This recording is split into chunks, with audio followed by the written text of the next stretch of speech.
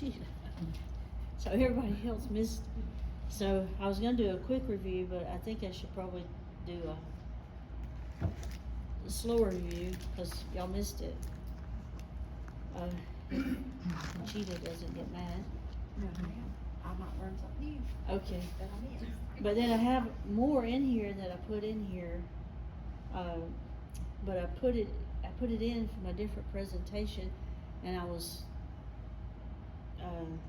trying to make sure it was in the right spot, because sometimes when you do that, it doesn't flow well, and my cat jumped up, and anyway, different things happened. So anyway, I don't think I got it completely fixed, but we'll go with it.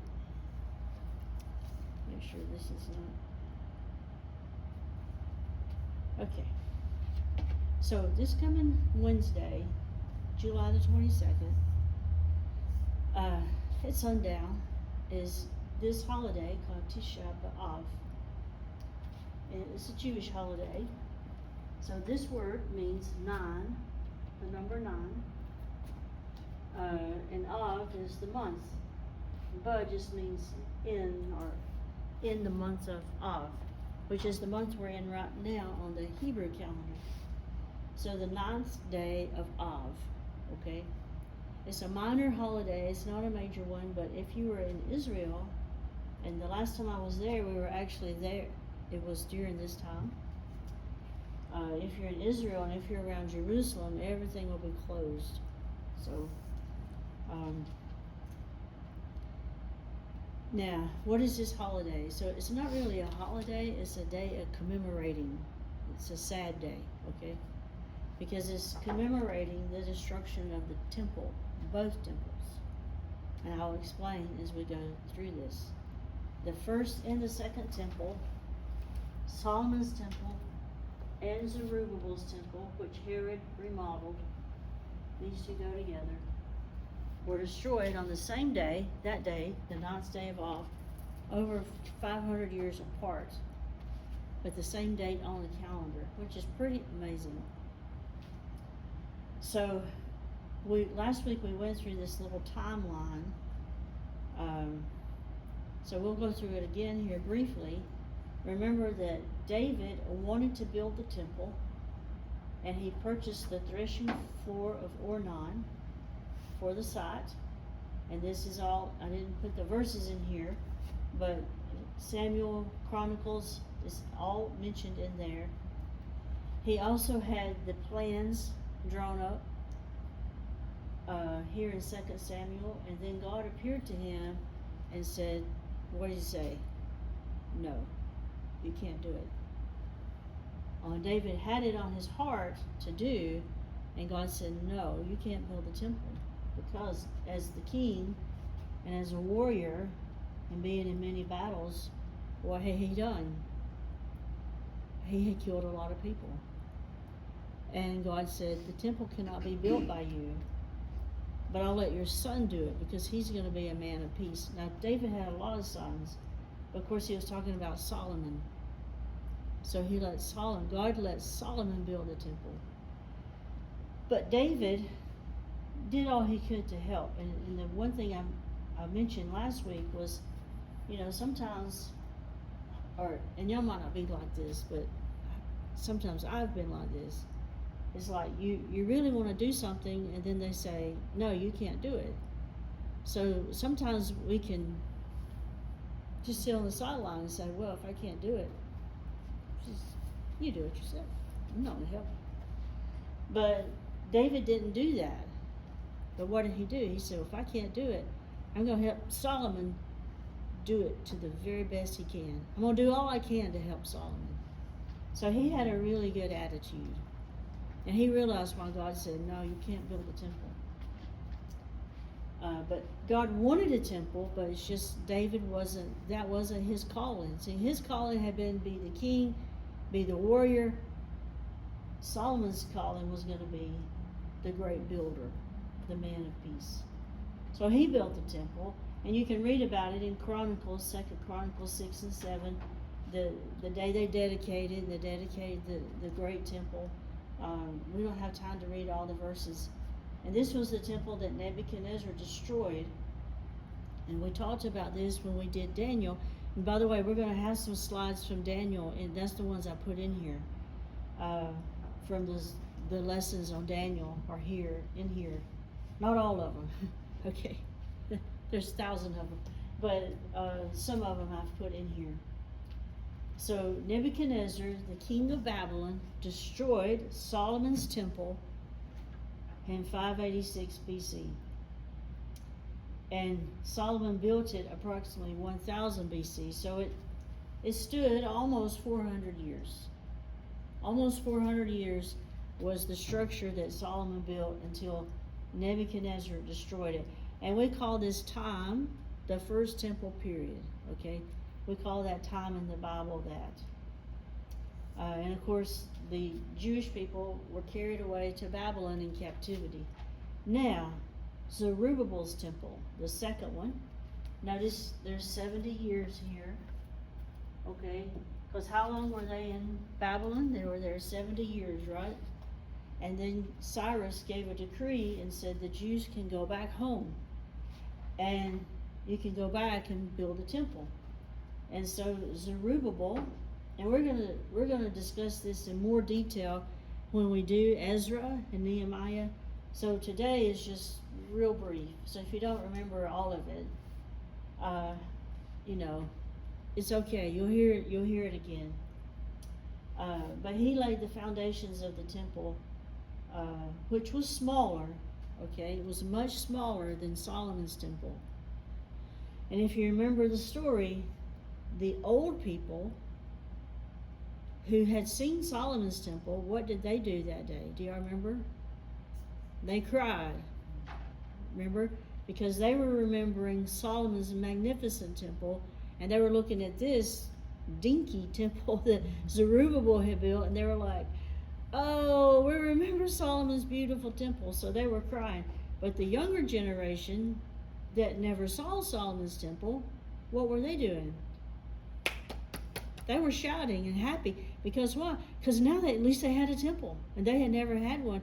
And remember, back then they didn't have TV, they didn't have pictures, they didn't have anything. So if you didn't see it live and in person, you never saw it, right? So they never knew what it looked like, because it was gone. And it's not like they could take photographs or anything. We take all of that so for granted. We forget that people didn't live like that. So if you didn't see something live, you just never saw it. You had to witness it live and in person. So fast forward to the year 167, and if you remember, we discussed this man a lot, and we're going to discuss him more in the book of Daniel. Antiochus Epiphanes desecrated Zerubbabel's temple. He offered a pig on the altar and went into the Holy of Holies. He did all kind of horrible things. And that's when the Maccabees came on the scene and defeated him. And then the temple was rededicated, and that's how we get the holiday of Hanukkah. Now that was Zerubbabel's temple, okay? So we're just thinking about the temples, because they're very important, and we're going to get to we're having to have all this background because we're going to get to the next temple here soon. Now Herod took Zerubbabel's temple, and he did a remodel, okay, from 20 BC to 64 AD. Almost a little over 80 years. It took him 80 years to do it, because he made it magnificent. And he made the second temple much greater than even Solomon's was. Okay, so, hey, good morning. So at the end, this temple was much more beautiful even than how Solomon's had been. And this was the temple that Jesus would have been in, okay, and all the things that he did.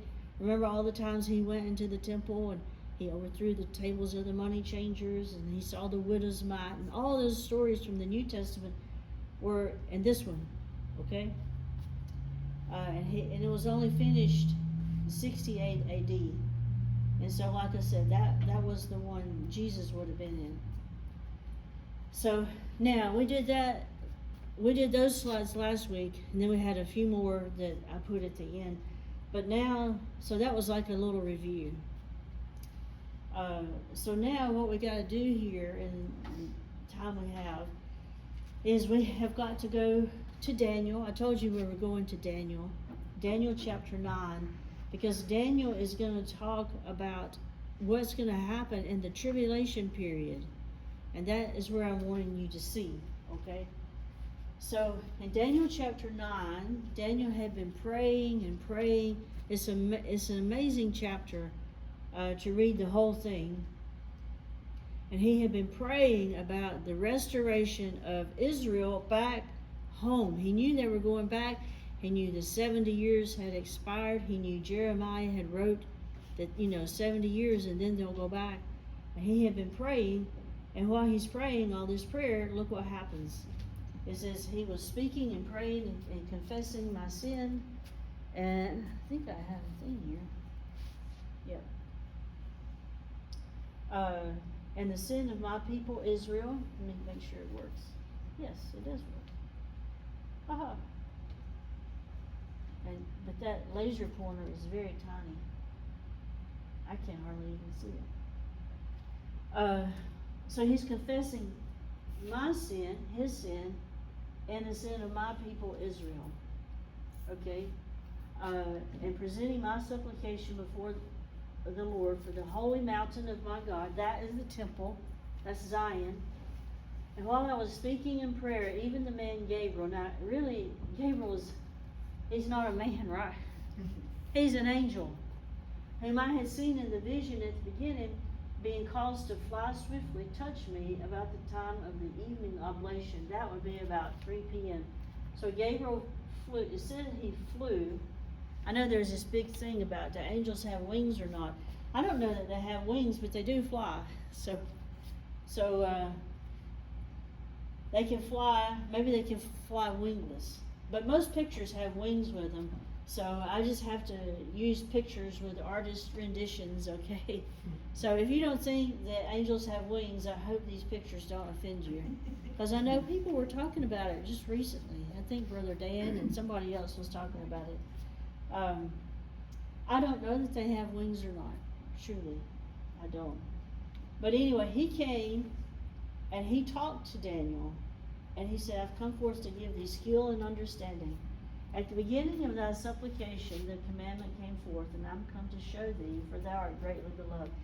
He said, Daniel, the minute you started praying, the command was given from the throne to come down and help you understand this. But remember, it took him a while to get there because Satan intervened. So here is the new revelation that he's giving Daniel, and this concerns the temple. And that's why I'm telling you this. It concerns the next temple. The 70 weeks are determined upon thy people, that's the Jewish people, and thy holy city, that's Jerusalem, to do these things, finish the transgression, make an end of sin, make reconciliation for iniquity, bring in everlasting righteousness, seal up division, and anoint the most holy. Most of that is in the future, even in our future. Definitely in Daniel's future, but it's still even in our future. So now I have to explain this to you. So bear with me. When he says 70 weeks are determined upon thy people Israel and upon the holy city Jerusalem. So I wrote it down here, but I'm realizing it's way too small, so there's no way you can read it. Shavuim, Shiv'im. So this means 7. Shavuim is 70 sevens. 70 sevens is basically what it's saying. Okay? Now in the English it's translated 70 weeks, which is very confusing. Because when we think of a week, what do we think of? Sunday, Monday, Tuesday, right? Like I say, blot that out of your mind, okay? It's better to think of this as 70 sevens. Because it's not a literal week. So I like to use this word, a heptad, because a heptad means 7. 77s of years, which equals 490 years, is determined upon the Jewish people from this certain time forward. This is what Gabriel's telling him. 77s of years, and these years are not straight in order, okay? But they're prophecy years. So there's jumps and skips, okay? So Daniel had been praying, okay, at the end of the 70 years, Israel was going back home from the captivity. And they did. Jeremiah had wrote about it. But now Gabriel comes and he says, you know the old saying, I have good news and bad news for you? Daniel, the good news is, yes, the end of this 70 years, they're going back to Babylon. But they are not going to be reconciled the way he was praying. He said that is only going to happen at the end of 77s of years. In other words, 490 years. Prophecy years. That's when all those things Daniel was asking for, that's when all of that is going to happen. That's what he's telling him. So 70 heptads of years, or 490 all total, that is when, and it's called weeks, and a lot of times you can see there's even books written about Daniel's 70 weeks, but that is so confusing to people. I mean, so I don't want y'all to be confused, so I want you to know this is 490 years, and it's prophecy years. Before all of these things that Daniel is praying for, before all this is happening, it still hasn't happened yet. This is going to be in the millennial kingdom. It still hasn't happened. Now, these 77s of years is about Israel and the Jewish people in Jerusalem. It is not about the church, because the church is not present. When Gabriel is telling Daniel all this, remember, it's 490 BC. The church is not coming onto the scene till almost 500 years when Jesus comes, right? And then at the end of this 490 years, the church is also not here, because what happens? The rapture. So the church happens in the middle, before and after. So this has nothing to do with the church, because the rapture will happen before the end of this. So I like to call this the prophecy clock, okay?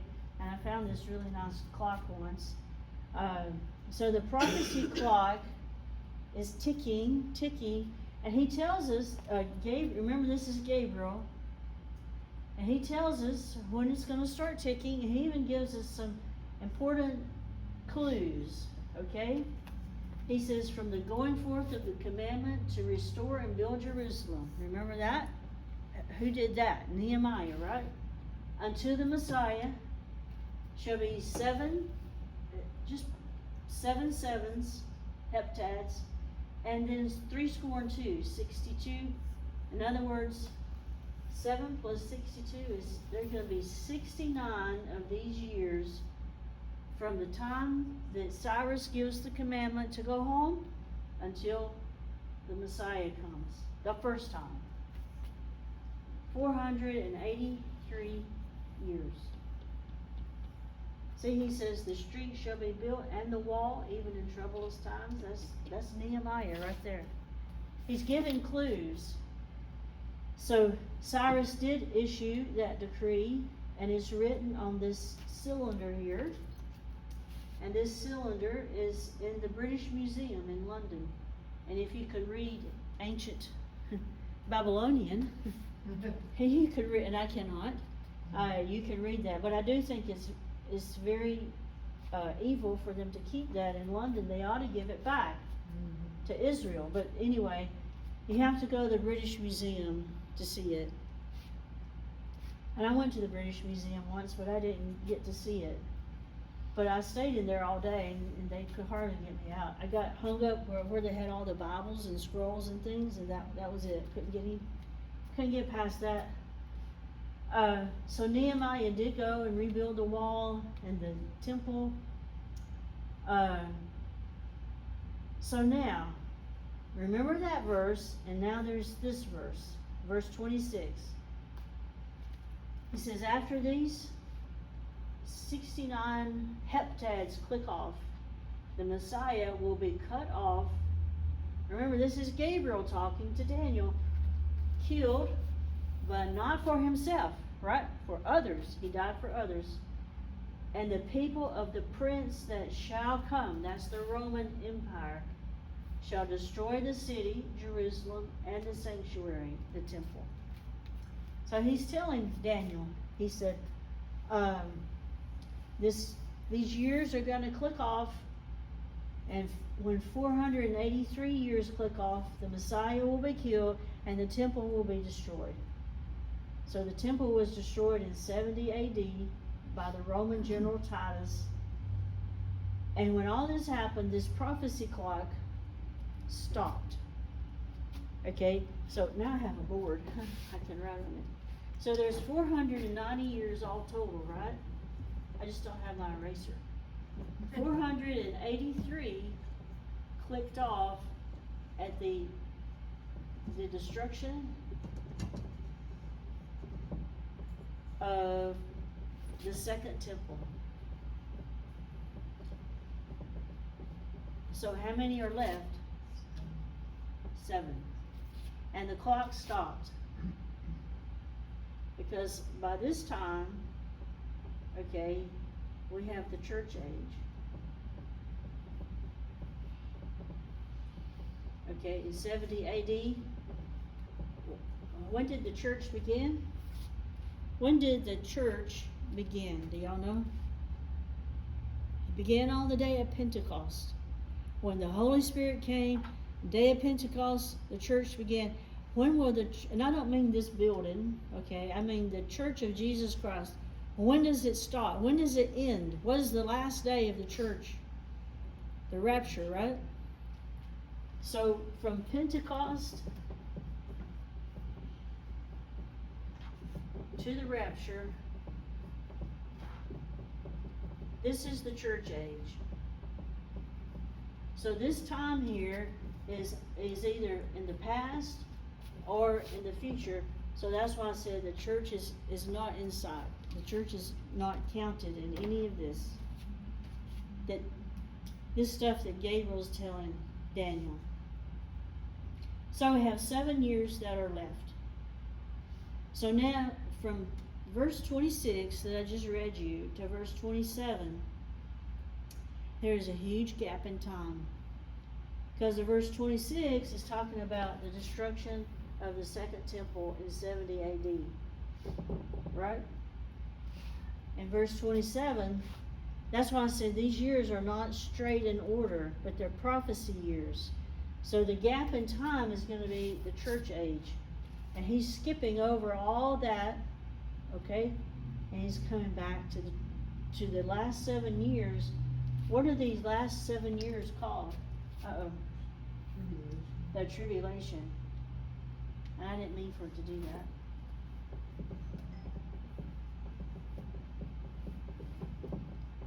And in the tribulation, we will not be here on this earth.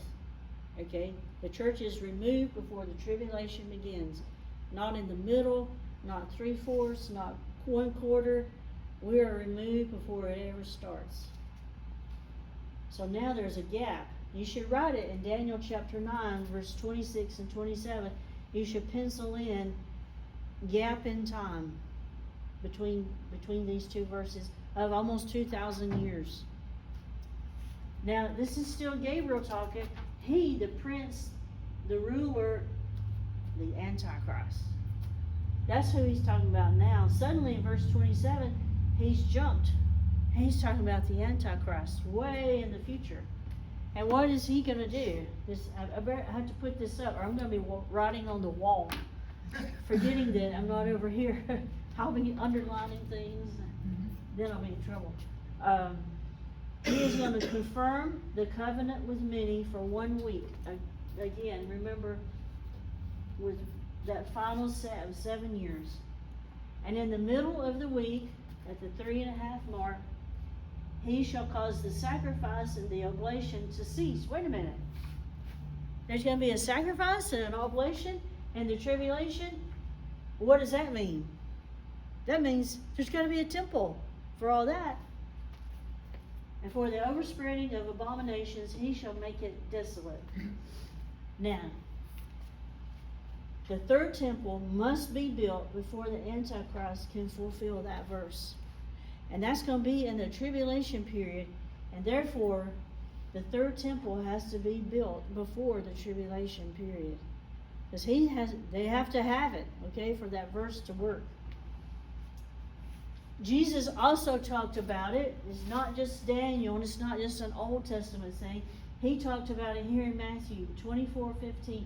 When you shall see the abomination of desolation spoken of by Daniel the prophet in 9:27, stand in the holy place, the holy of holies.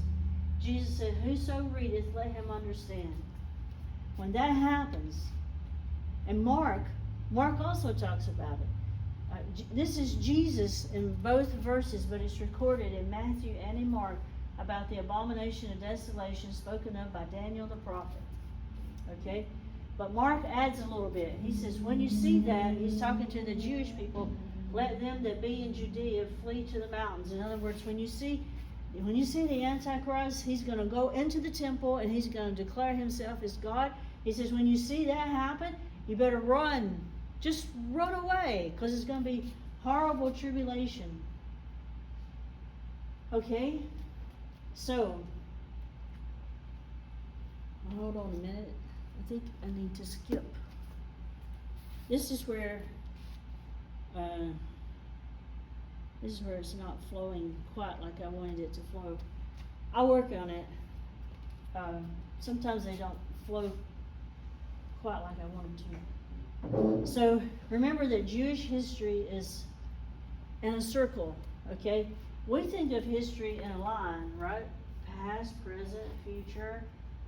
And sometimes it's in a circle because sometimes things mentioned come back and happen again.